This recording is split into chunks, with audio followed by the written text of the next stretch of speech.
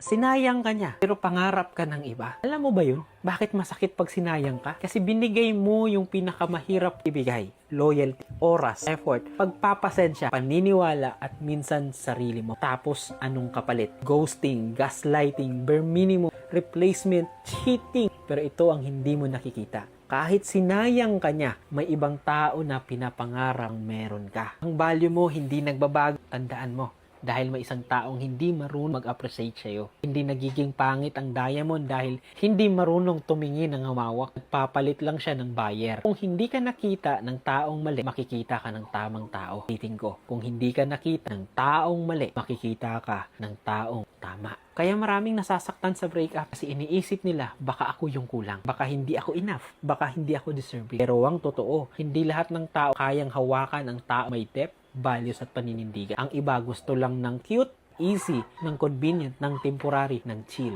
Hindi dahil hindi ka enough, lalim ka lang sa taong mababaw. Kaya kung sinayang ka niya, huwag mong isipin na talo ka. Ang tanong lang, sino ang talagang nawalan? Ikaw ba na may puso ka, may loyalty ka, may value ka? O siya, may thrill lang at walang karakter, manloloko, cheater? Kung may ibang tao na pangarap ka, ibig sabihin may demand ang value mo. Hindi lang tama ang placement mo. Kaya remember to, hindi ka ni-reject, mali lang ang kumuha sa'yo. Kaya wag mong habulin ng taong hindi marunong tumanggap ng blessing. May mga tao talagang magaling magsaya, pero may mga tao ring marunong alaga. At doon ka dapat mapunta. Sinayang ka niya, pero magiging swerte, nagsusunod.